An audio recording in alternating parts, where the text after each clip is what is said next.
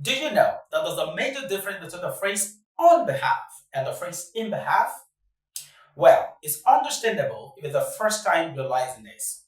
Come to think of it, not a lot of people understand that these two phrases are not the same. In this short video, I'll be explaining explicitly the difference between these two phrases in terms of meaning and how you can use them in daily conversation. So, we're going to be moving from the more familiar to the unfamiliar. And by the more familiar, I'm sure you know I'm talking about on behalf, because that seems to be the phrase that almost everybody knows about.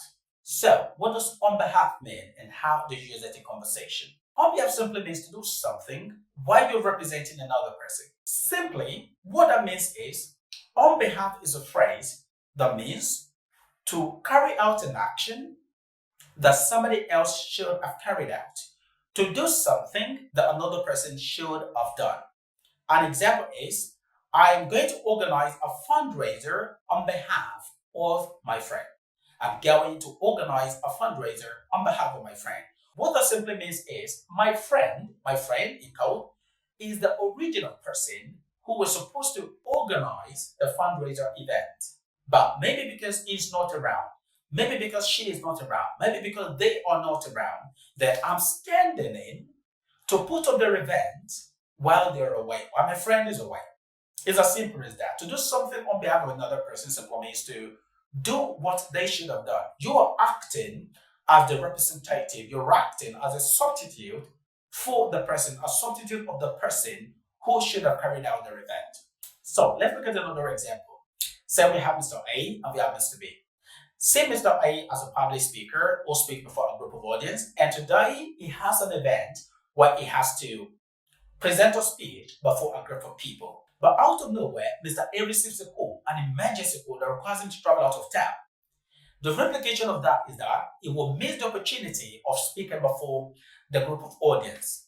So what happens? The show must go on. So Mr. A picks up his phone and calls on Mr. B. Mr. B, hello, please are you available? I have an occasion that I want you to go speak on my behalf. Are you available?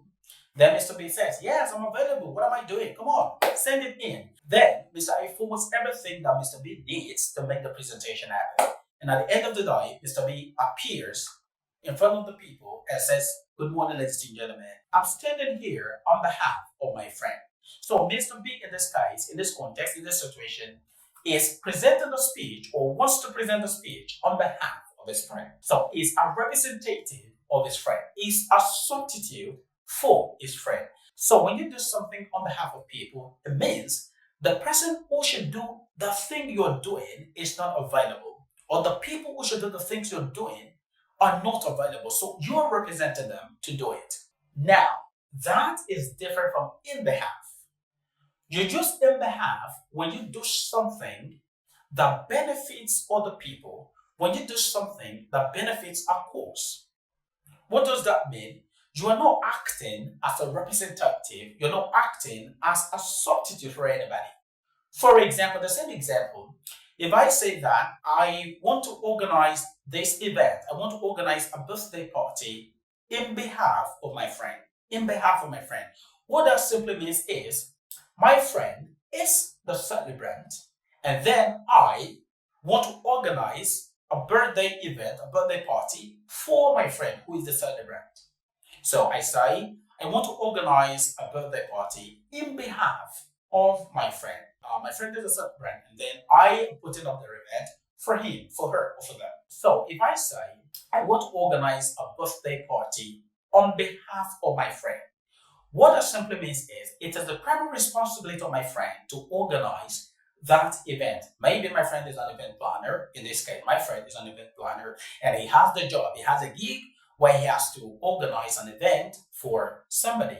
Now, my friend is not on set, is not available, maybe because he has another job to attend to. And then he calls me and says, hey, bro, could you please go organize this event on my behalf? What that simply means is my friend is primarily responsible for organizing their event, but because it's not on set, it calls me to do it, I'm doing it on his behalf. I'm a representative doing that thing on his behalf. But if I organize an event in behalf of my friend, it simply means my friend sits down and then I'm making him the celebrant, is benefiting directly from the event I'm organizing. So this is basically the major difference between on behalf and in behalf. That's it. Let's have one more example before we call it a wrap.